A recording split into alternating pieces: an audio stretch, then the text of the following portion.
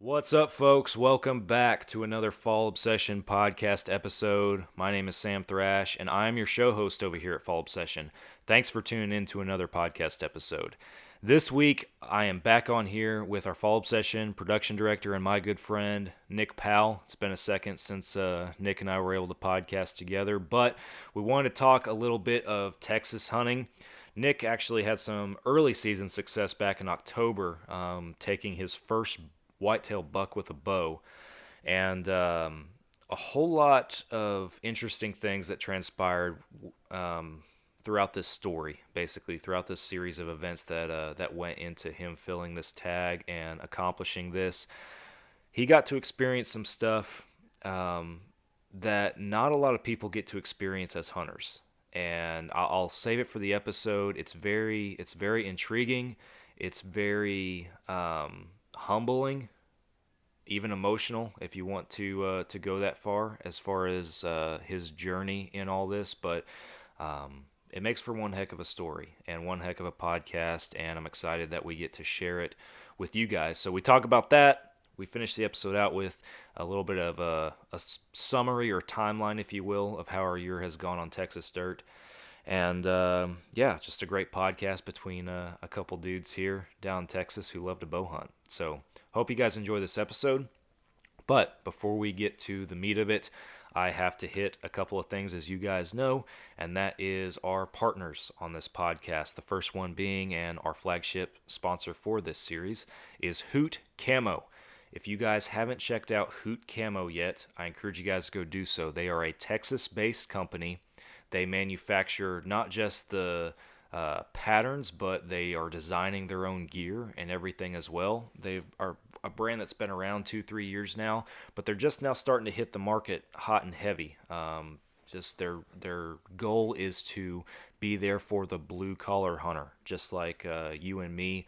And the way that they're doing that is they're designing products and gear and patterns that are on par with the industry leaders in gear and camouflage.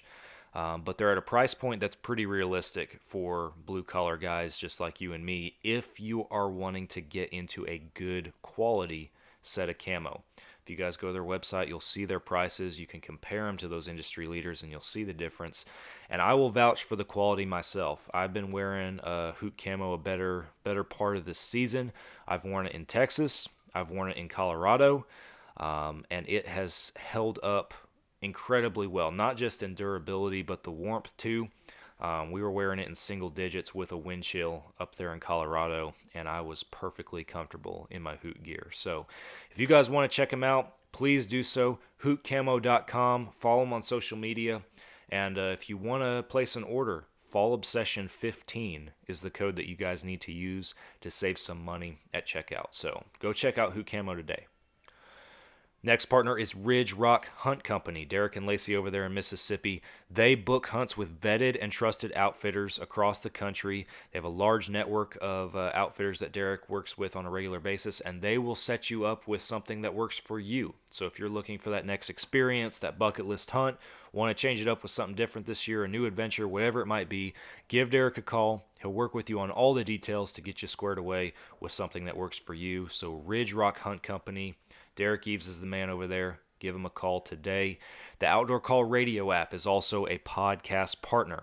Outdoors Dan from Respect the Game TV, he created an app that you can download on any device where you can stream hunting shows and podcasts on a loop every single day. You'll catch Fall Obsession podcast playing on that loop on Mondays, the same day as our new publications, as well as tons of other hunting shows and podcasts that you guys all know and love. So go download the Outdoor Call radio app today. It's free. And Outdoors Dan also does a couple of live broadcasts at local Midwest radio stations every week on Wednesdays and Saturdays. And if you're not local to those stations, you can catch his live broadcast on his Facebook Live as well. He shares that with everybody. So go follow him on social media as well. Last but not least, if you guys have your own hunting brand or company in the outdoor industry that you represent in any capacity, and you think that you guys might be interested in partnering with Fall Obsession, partnering with this podcast, advertising your brand through our podcast, then please reach out. go to fallobsession.com/podcast, and we can talk about the details, what it's going to take to get you guys to be able to advertise in this sponsor segment that I'm talking in right now on all of our podcast episodes. We can talk the details. There's a form on that page that I gave you guys that will put you in touch with myself and our production team, and we can start that conversation. So if you're interested, go to fallobsession.com/podcast. That's all I got. We're heading over to the episode now. You guys are listening to another Fall Obsession podcast episode. Oh, you got her, dude. She's down. Let's go. Dude, I just shot a deer of a lifetime. Freaking smoked him. One with nature, and if you're a believer, one with God. Definitely gets your heart pumping. Boy, you are in trouble. Fall Obsession Podcast.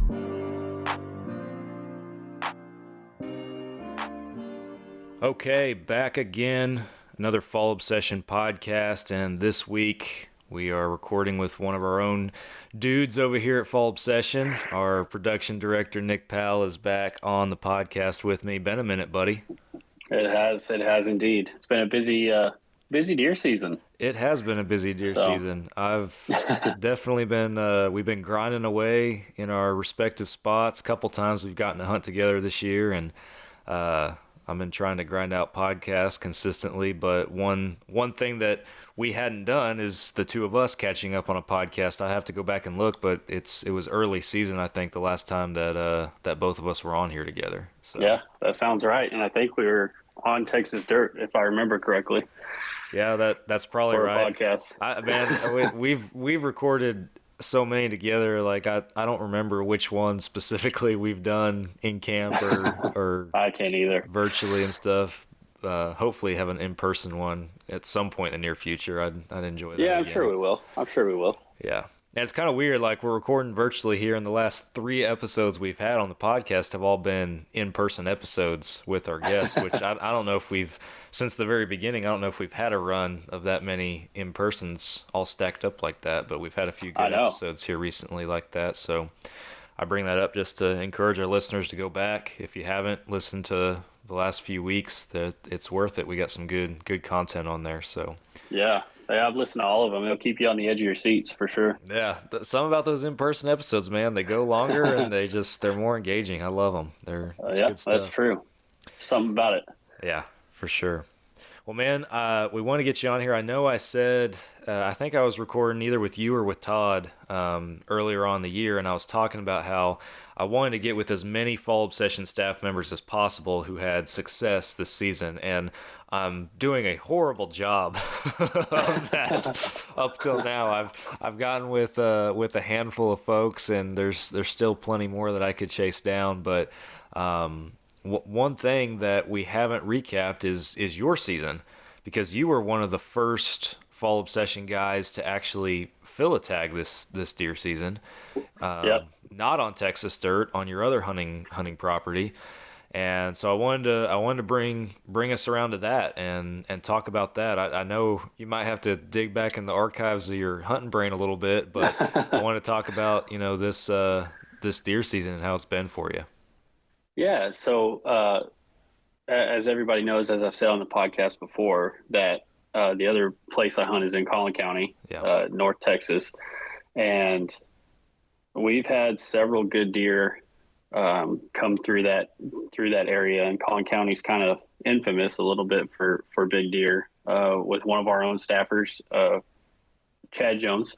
Yeah, he has shot plenty of big deer out in this area, and so we've gotten several pictures throughout the years, and this year was a pretty good year as well. I don't know if our listeners remember, but I told a story last year, or maybe 2 years ago now.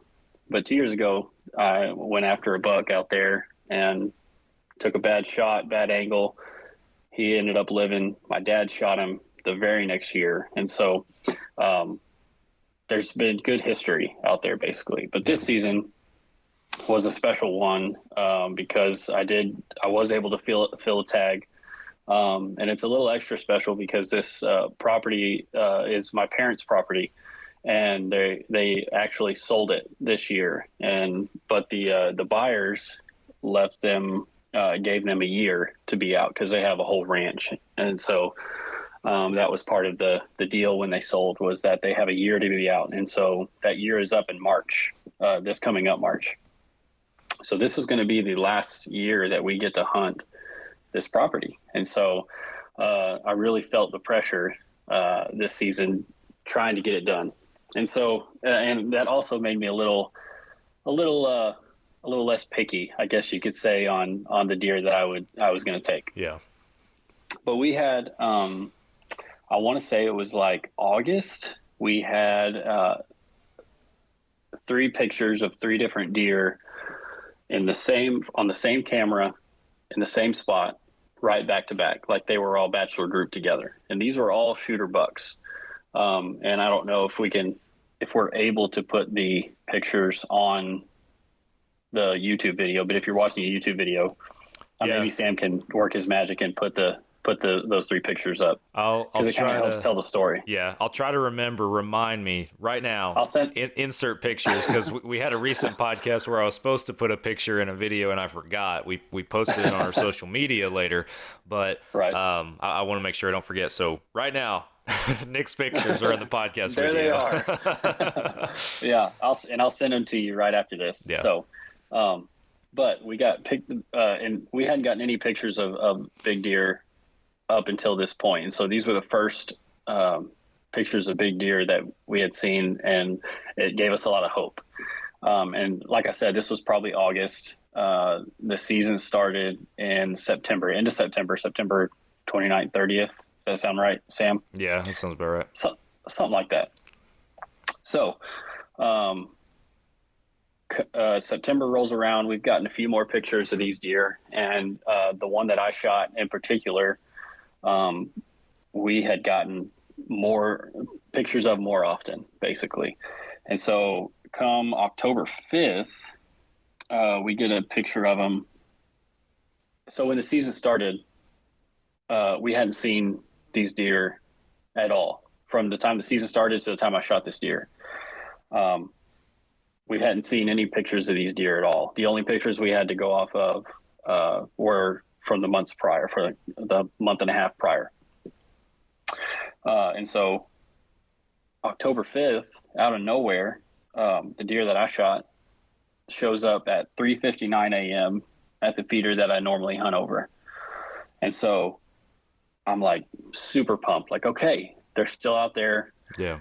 They're coming back. They're looking for food probably at this point in time.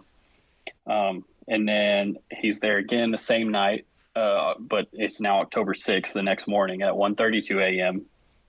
And then he comes back October 6th evening during the day at 6:15 p.m. And then he's on a different camera at 12:38 a.m. on the 7th, the morning of so the next morning on the 7th. And then he comes back that afternoon on the 7th at 1:25 p.m. Okay. And so I'm like, okay. And then I don't remember exactly what was going on in early October, but I was like, okay, I have a day to hunt. Mm-hmm. And so October 8th was going to be the day that I was going to get out there.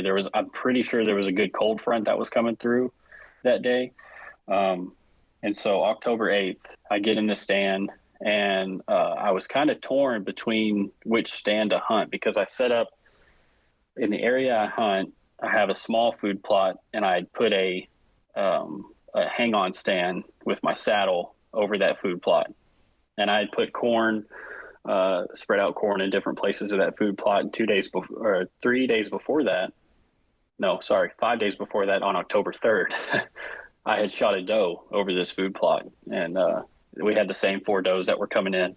And the oldest, biggest doe came in finally, and I shot her with my bow. Yeah. And so I was contemplating on sitting in this stand, but if I were to sit in that stand, I wouldn't be able to see this feeder, which this feeder is probably, 50 yards from where this stand is, but it's super thick. And so I can't see this feeder at all.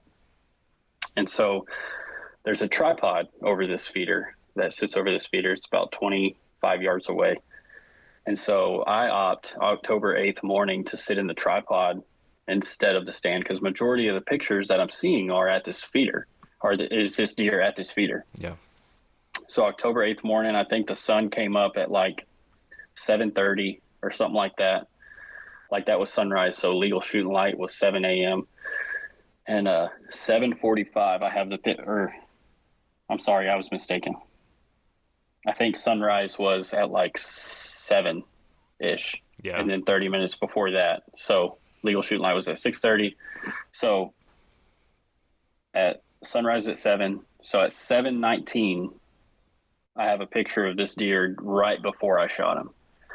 And so right after sunrise, this deer comes in.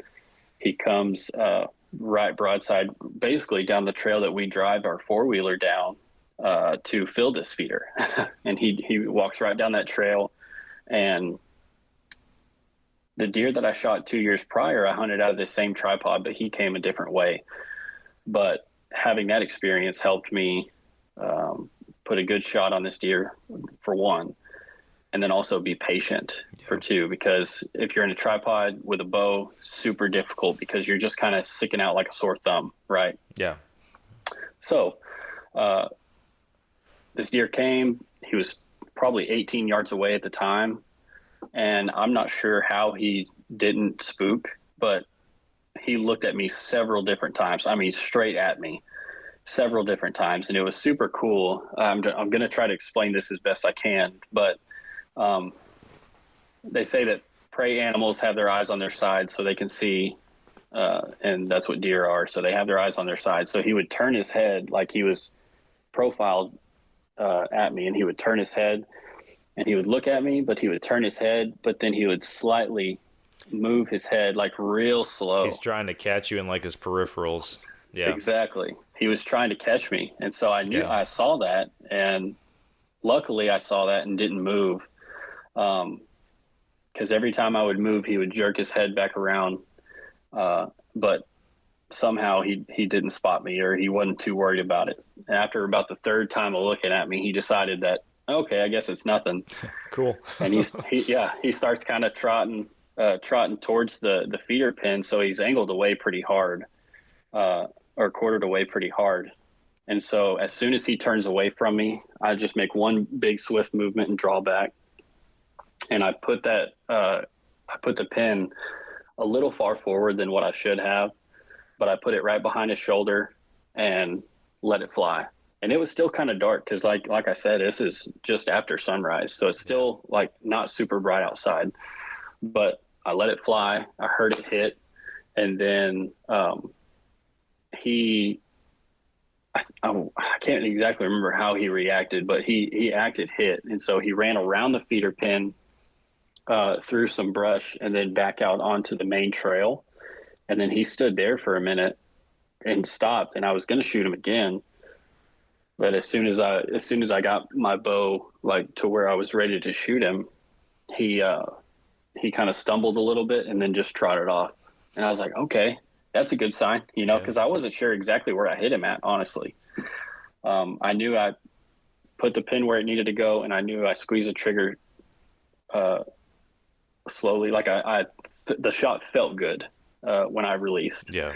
But I didn't see any impact. And so I was a little bit concerned about that. Like, oh my gosh, like hopefully I didn't hit him high. Like I wasn't sure exactly. So I wait probably 30 minutes after this, and I can hear him jumping through the brush.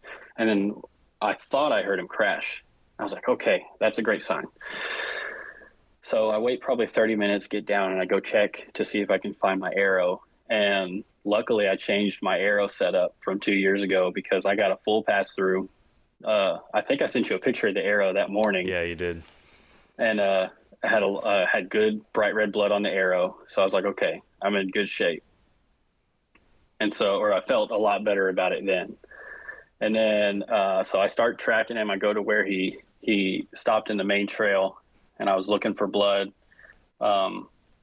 Didn't find a whole lot of blood right off the bat, but eventually blood started getting more and more and more. And I'm thinking, man, this deer is going to be dead right up here, because the doe I had shot, 5 days prior to that, I shot her and didn't have hardly any blood, but she went 70 yards and died.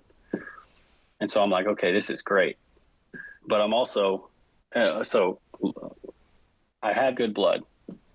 I'm following blood and I'm following blood and I'm following blood. And this takes me back to 2 years ago when I shot that deer, and I had good blood there too. Mm-hmm. Yeah. And I tracked that deer for 700 yards and then found him, and he blew at me and ran. And so I was like, oh my gosh. And I'm expecting to find this deer laying dead.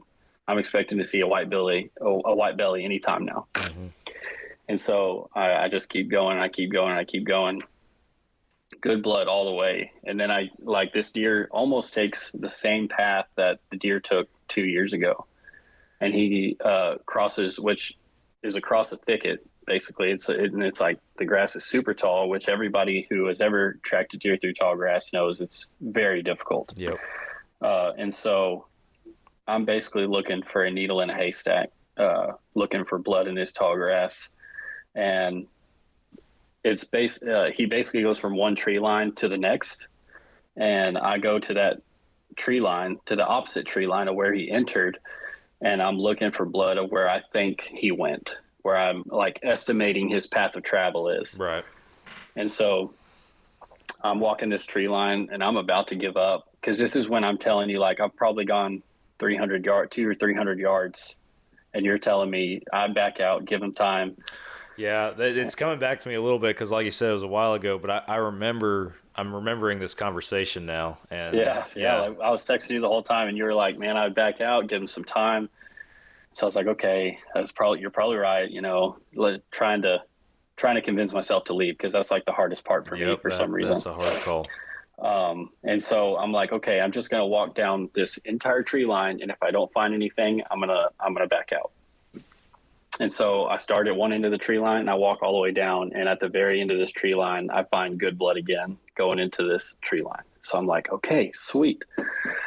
So he didn't take the path of travel that I thought he had. And so I go into the tree line. I have good blood all the way across, it's like a little creek that goes down, comes back up into another clearing. And then he goes across there. I do the same thing. I go to the opposite tree line of this second clearing, and I walk the tree line and I find good blood entering the trees. And so I follow that blood. How far have you gone at this point? I want to say this is probably 500 yards. 500. Holy cow. That's a rough estimate. It might not be that much, but the last time I shot a buck and this happened, I tracked his thing on Onyx. I tracked his path of travel on Onyx, and it was 700 yards. And so I'm giving a pretty rough estimate on how much I think it is. So 500 yards and how long at this point? I can't remember what time. I want to say this is a couple hours. Couple hours, okay. That I've tracked him, and because I spent a lot of time in that thicket looking for blood and trying to figure out which way he was going. And I would find a drop here, and then once I entered that tree line, it was pretty easy from there. Like in the trees, it was pretty easy to find blood, but in the grass, it was a needle in a haystack. Like, it was nearly impossible.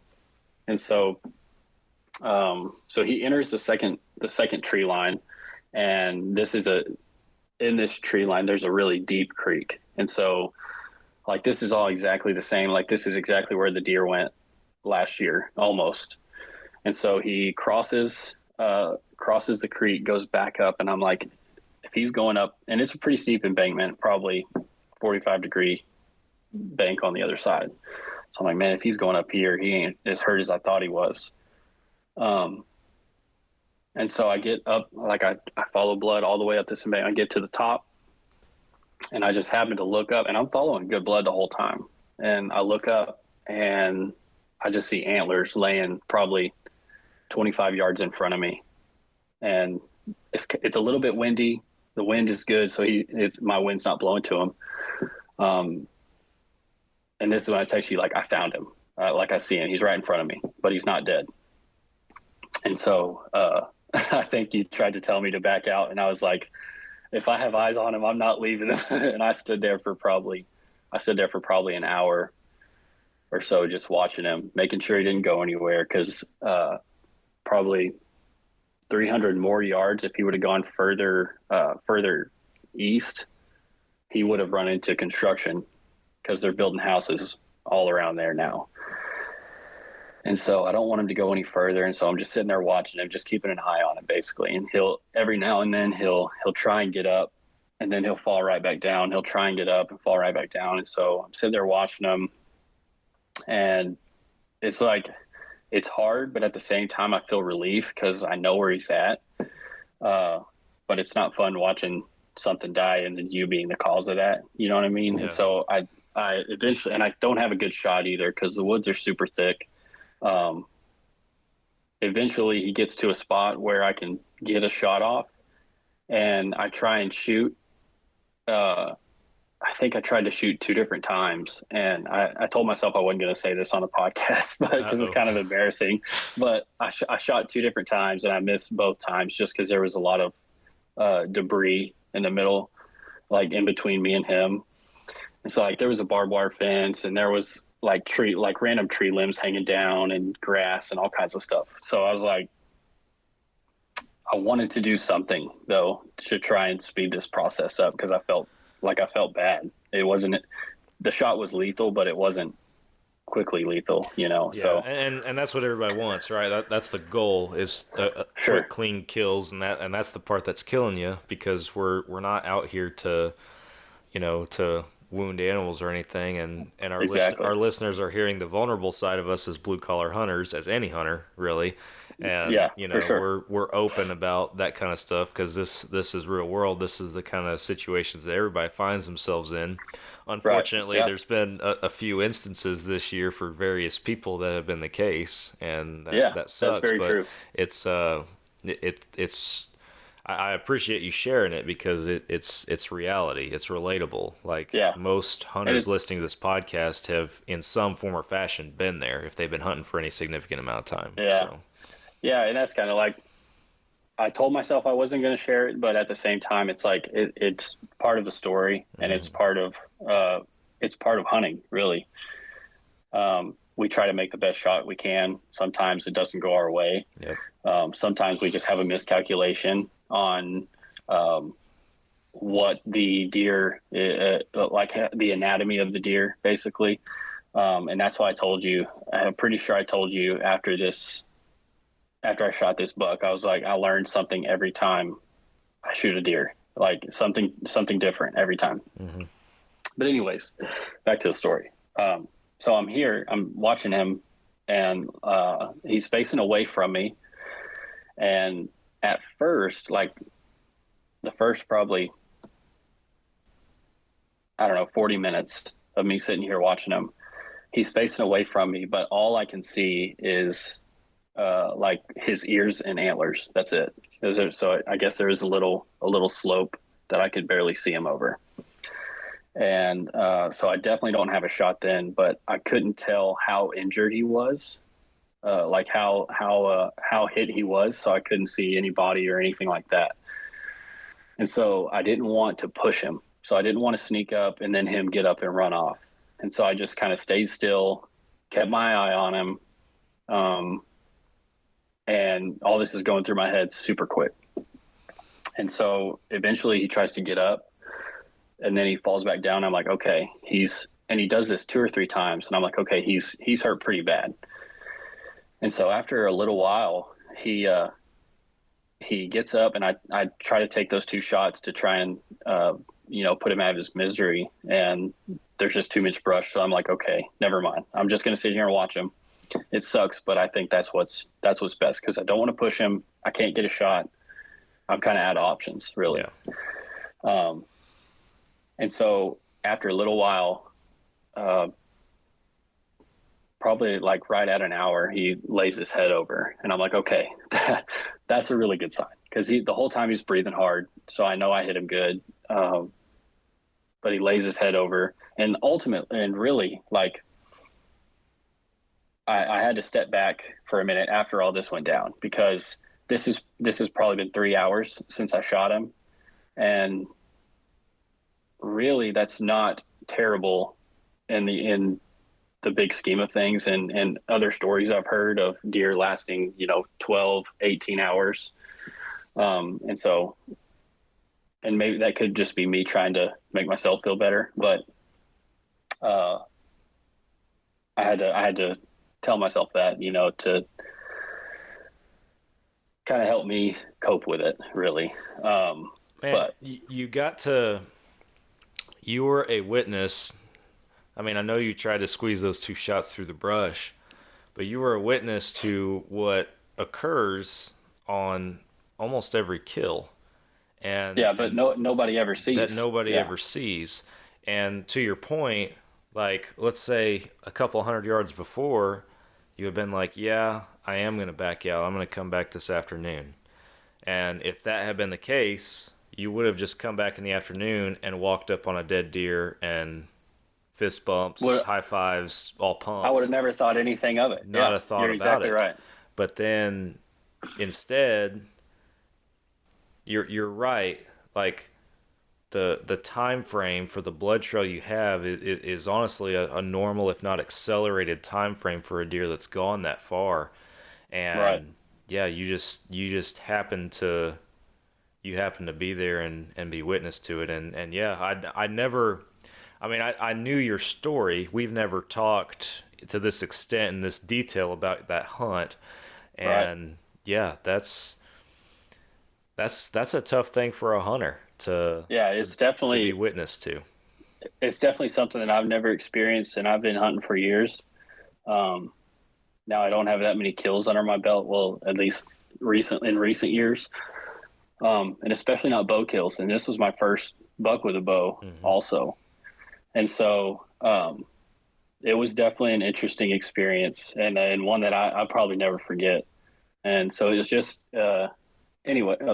I'll get back to the story, and then we'll. We'll come. I'm sorry, I'm getting ahead of ourselves, but yeah, that's okay. That's okay. And so, anyways, he lays his head over, and then he brings it back up and lays it back over, and he does that a couple more times. I'm like, okay, he's not going to go anywhere. Now I come to the realization, like, he's not going to go anywhere. He's going to die right there. So at that point, I feel comfortable backing out, and I go. I think my family is gone somewhere because I'm at their place. So, like, my dad, my mom, and my sisters are all gone, but my wife and my kids are there. Or maybe they're at home, but I told them, I was like, hey, come over here right now. We got a deer to get. And so Nicole, my wife, brought the kids over. And so I backed out, walked up, went and got them. I was like, all right, by the time we get, then I hung out for a little bit, took all my big layers off and stuff, because I was sweating like a hog. Yeah, tracking this deer for so far. But waited a little bit longer, and I was like, by the time we get back down there, he ought to be expired. And so we packed all of us on the 4-wheeler, and we go down there, follow the blood trail, and I'm telling them, like, the whole way, I'm like, hey, because my boys are 2 and 4, for those who don't know.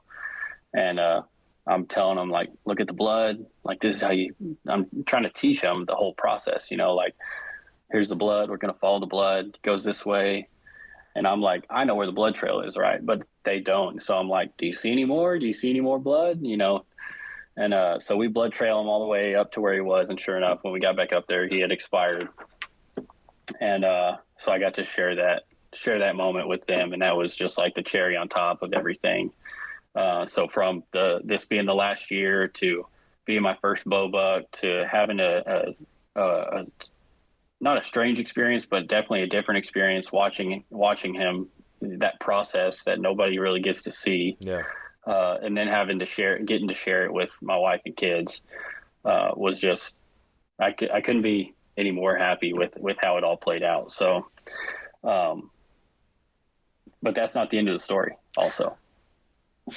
So, and I don't know if I told you about this part. I think I might have. I probably did at some point. But so we get down there. We get to the deer.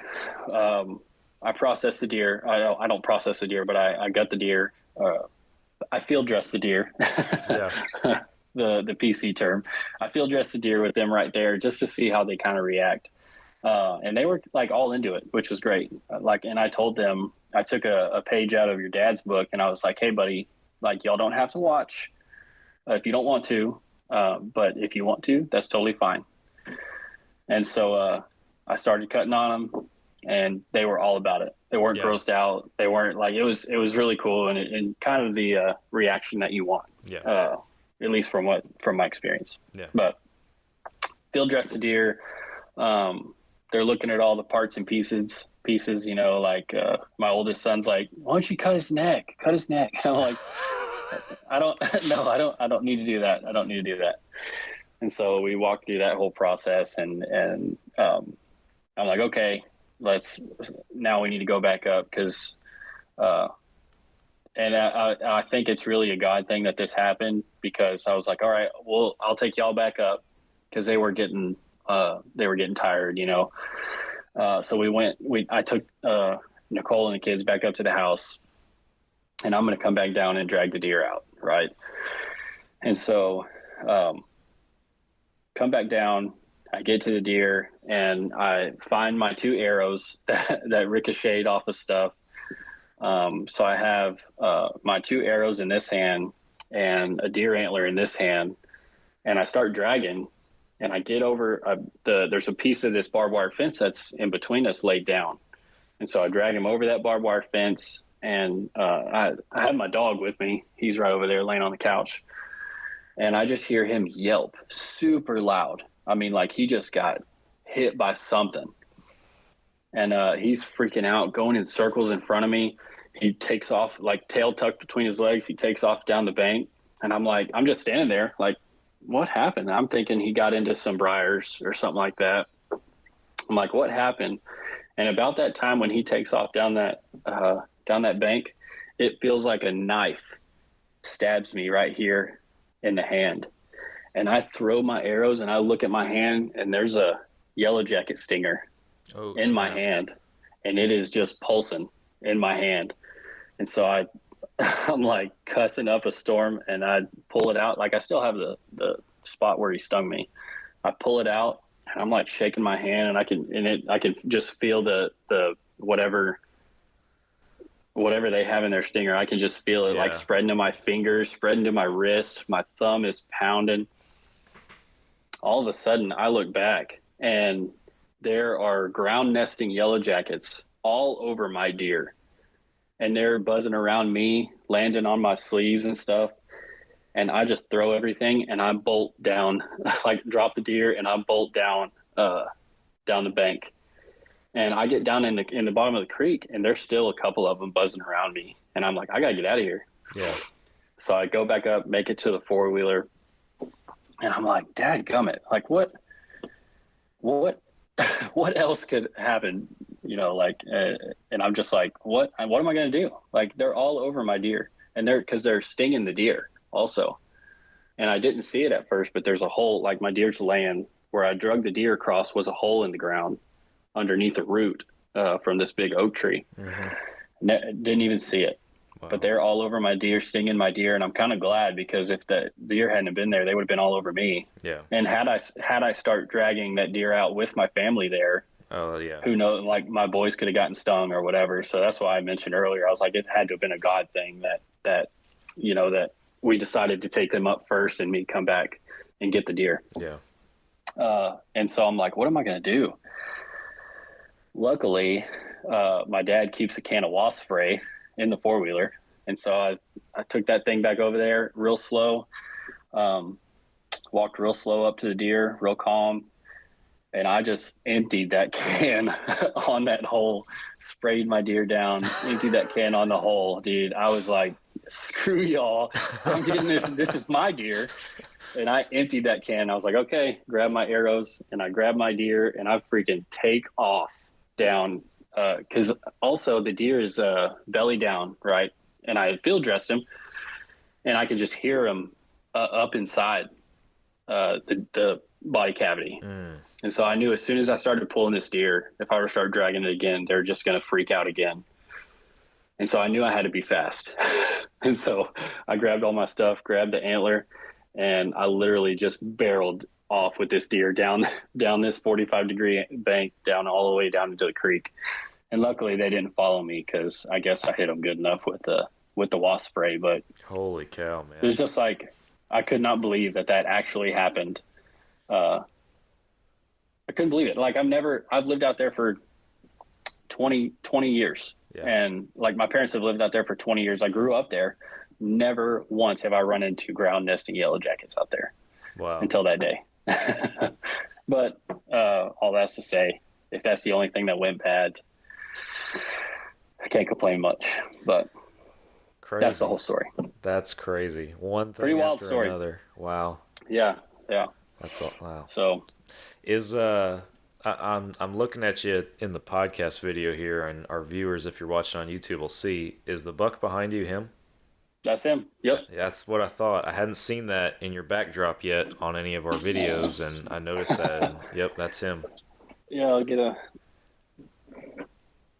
little closer look. He's got some mass, man. Yeah. He's heavy. I mean, you can tell. For a Texas buck, he's heavy. Yeah, and that's kind of what these Collin County bucks are known for, is how massive they get. Yeah.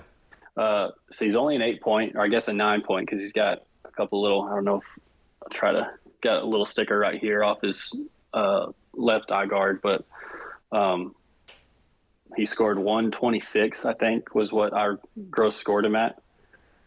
And so he did pretty good. Not bad for a first bow buck. No, dude. That's a good deer. Nice, heavy 8-point. A lot of character to him. Who doesn't like heavy 8s, you know? Yeah. For And those, he's also got some velvet I noticed left over that. on him. Yeah, So that was pretty I neat. remember that from the picture. I see it now.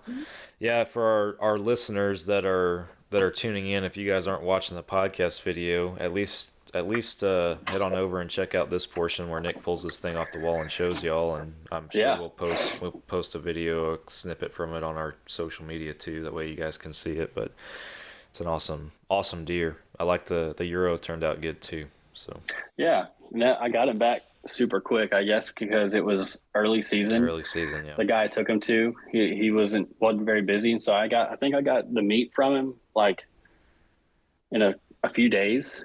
I think it was maybe 3 or 4 days, and then I ended up getting the mount back in a week and a half. So I remember worked out great. When I shot my pronghorn that one year, I shot him like at the October 1 or something like that, and I took him to the taxidermist when I got back to Texas and everything, and they're like, "Oh yeah, we're about 11 months out," which in Texas is pretty common down here. Yeah, like, okay, cool. Sure.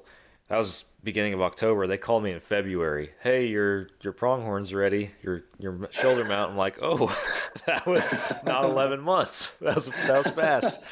Yeah, I'll take that. I don't think that's going to be. My mule deer was a little later in the year this year, so that's probably not going to be the case for me this year. Probably got to wait a little. Yeah, that's true. Are you shoulder mounting the mule deer? I am. Yeah. I decided to do a shoulder on him.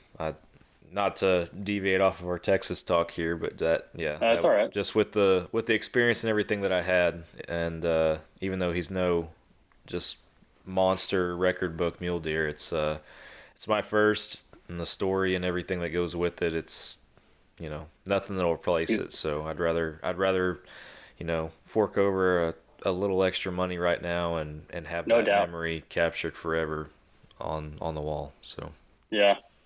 I was hoping you would, but I had, like, all of my deer mounts are shoulder mounts, and so this was my first Euro, and so I thought it'd be something different.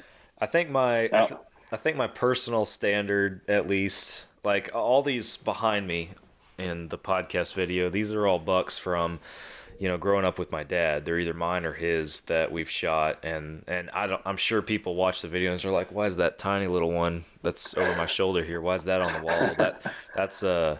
That's my first buck with antlers. That's why that one's significant, and it's a cool story to go along with it. Yeah.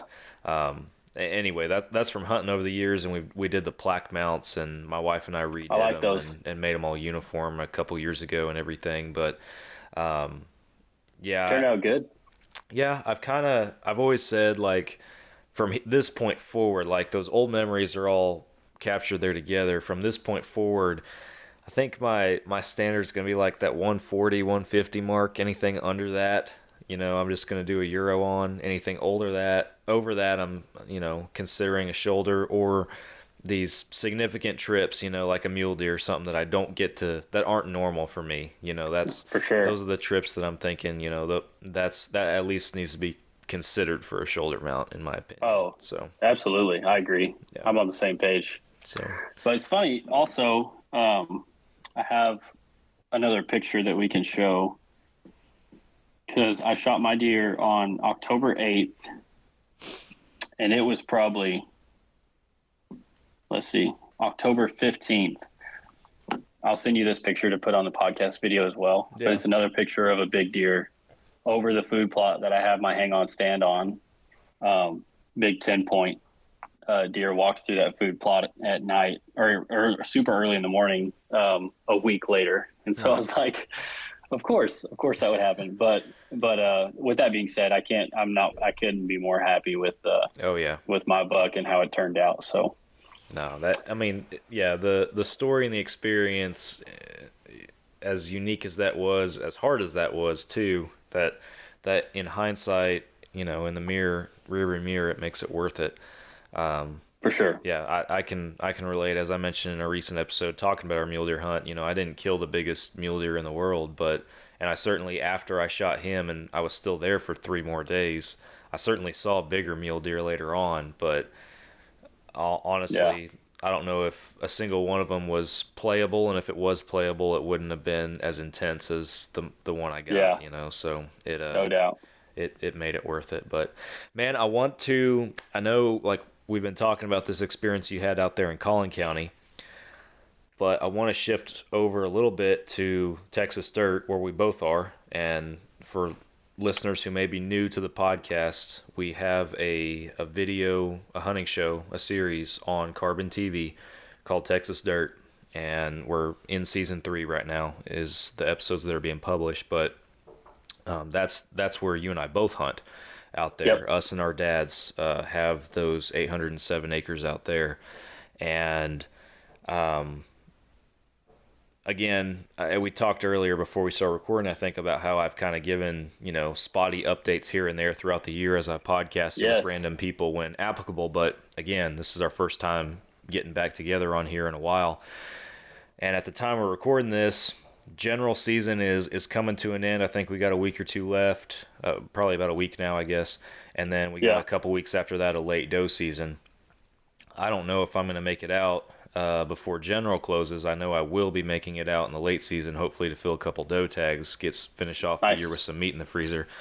But I wanted to talk to you about some of your experiences out there, and obviously they overlap with mine. And a good icebreaker for that, I think, is I want you to talk about, you got him on camera first, but this buck out there that you nicknamed Palmetto.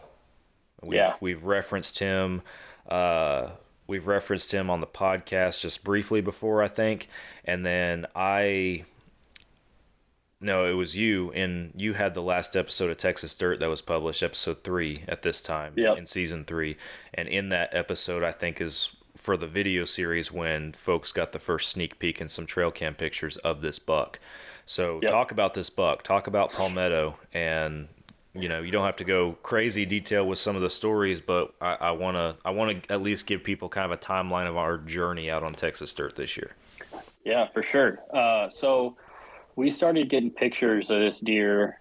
I'm trying to remember when. It was pretty early, like when it was still super hot outside. I don't think it was quite August, but mid-September. Yeah, I was going to say probably. The episode 3 of the video series was like middle of September, like September 17th or something is the date that you guys were out there filming that episode. And you sent me, for the edit on that episode, you sent me some trail cam pictures from around that time, and those were the first trail cam pictures you were getting of this joker. Yeah, so we were getting super consistent trail cam pictures from this deer. And I'm not 100% sure also like where he was coming from. But he was coming to one feeder particularly. And this one feeder at the time we were getting pictures of him only had a setup for a rifle setup. It only had a stand set up for 100 yards away. But Sam and I are bow hunters, so we were hunting with bows during bow season. So rifle setups don't work. Right. 100 yards is kind of far for a whitetail. But so there's around this feeder, and I'm trying to make this quick because I'm going to have to leave here and pretty soon. But yeah, we'll make it quick. So you made a couple plays on him. You made a couple plays on him throughout bow season. Yeah. So like I've seen him in person twice. The first time was a like makeshift bow stand in some brush some briar brush that you can see through. But it was pretty thick, but you could still see movement through it if you needed to, which I think was my downfall when I'm now that I'm thinking, or like when I thought about it later. But long story short, he comes in with two other smaller 8-point bucks. They come in a line. So one comes, then Palmetto comes, and then the third one comes. And they all come in not worried about anything, dude. And I have him dead to rights at 17 yards. And this is a 150, 160 inch deer. This is the biggest deer we've ever seen on Texas dirt. Yep, that's correct. And he's 17 yards from me. And the third deer, and I'm in perfect position too. Like I was standing. I knew kind of what time he was going to come in. They were going to come in. So I was standing up, bow in my hand, leaning against a tree, covered in brush, and I cleared out a shooting lane maybe a week or two before that. When me and Nicole went out there, that'll be a future episode of Texas Dirt. Mm-hmm. Cleared out a shooting lane for the feeder, but my view of that shooting lane could only see the right half of that feeder pin. And so he comes in from the right, and I have my bow in my hand. I look down, and all three of the bucks are right here, probably 25 yards from me through the brush. I look down real slow, clip my release on my D-loop, and I look up real slow, and that third buck, that smaller 8-point, had me pinned. He knew something wasn't right in those trees. But the other two had no idea. And so all I needed was for that deer to leave me alone, because he moved all around and just kept looking at me. He never blew or anything like that, but he knew something was up. Yeah. And so, but I also needed Palmetto in the right spot. And so he had jumped into the feeder pen, hung out, of course, most of the time on the left side of the feeder pen that I don't have a shot at. All I needed him to do was walk back to the right side and for that little buck to leave me alone. The little buck would walk behind some trees. I thought one time he was going to leave and I was going to be in good shape. So Palmetto is working his way back to the right side of the feeder pen. He's eating corn. So he's going real slow. And so I want to be ready for when he gets there. And so I'm leaning backwards on this tree with my bow in my hand. Like all I have to do is raise up and draw back. So real slowly, I lean up off of this tree, and a piece of my jacket gets stuck on the bark. Mm-hmm. And so it kind of makes a small sound. And as I lean up, and the deer that had me pinned, he was like, "Yep, that's not right." All he needed to hear. Yep. That's all he needed. He takes off. Palmetto looks directly at me. Like it was like he was looking into my soul. He looks directly at me through in the shooting lane that I had cut, and I'm just staring at him, and he stares at me, gives me one of these, like he looks at me, gives me one of these, and then he's gone. Yeah. And they weren't sure like what I was, because I was camoed out head to toe. Oh yeah, but it was enough. But it was enough for them to know, like, yeah, this ain't right. Yeah. So they hang out like back in the brush for 3 minutes, and then they ended up just trotting off. Yeah. But it was this close. I was this close to shooting that deer. And this is probably mid to late October. This is that happened. Yeah. This is around October 15th or 20th in that ballpark right there. Yeah. And And we were trying to figure out, like both of us, this deer is we're only getting him at your spot at one of y'all's stands, but we're trying to figure out like where's he coming from. And to make a long story short, you know, you're walking trails, you're trying to find sign. I think you said you actually put eyes on this deer when you were scouting another time, so we felt like we had an idea on where his home range was. And then he stopped showing up on cameras on your end, and I think it was October 29th. I went to the camp stand to pull the card, and the camp stand is a location literally 300 yards from our campsite on Texas dirt, and we have an episode called the camp stand where you guys can see what we're talking about. But I go to pull the card October 29th, or it's like October 30th, but October 29th, the day before, boom, 9 a.m., there he is, 300 yards from the camper. And it's like, this deer moved. And then we start getting pictures on him on a third location, another one of your stands. So which is kind of that third location is kind of in the middle. Yeah, they make like a triangle. They make like a triangle all on our property. And at that point, you and I are like, dude, this is a done deal. Like, this dude is making a lap. He's making a loop. You know, every couple days he's showing up at a different one. It's like, it's only a matter of time before one of us kills this deer. And we were seeing him, again, just for time's sake, I'll summarize it, throughout the month of, as we head into November, we start getting pictures not just of him, but of several nice bucks at various locations across the property. I had the Big 8 on the south side. There was Old Tall Boy is another nickname that we gave one of them. There's another buck that's still out there right now that just he was everywhere. He's showing up on almost every camera across the whole 800 acres. It feels like every feeder he was showing up on. He kind of looks like a mule deer a little bit. Yeah, he has some similar characteristics. Yeah, you're right, he's not, but yeah, it's like we were seeing many shooter bucks, and we're thinking, man, it's on. This is gonna work. You know, we're both killing studs this year, one way or another. There's no way we don't. And then it was just like the anticipation got up here, and just crashed and burned. Because I remember it was you, me, and my dad that were all out there, and it was November 15th when I shot the buck that I didn't recover. It was not palmetto. It was from the camp stand. It was another just really good 8-point that just showed up. You know, we hadn't seen him before, to my knowledge, really, before the rut. And we've scoured our trail cam pictures and never seen this deer before. Yeah. I'm like, I'm sending Sam pictures. Is this him? Is this him? Well, and then you have me. And I talked about this too in 165 with Todd, because Todd and I actually podcast and we talk in detail about this buck that I shot and never recovered. So if you want to hear that story, go listen to 165.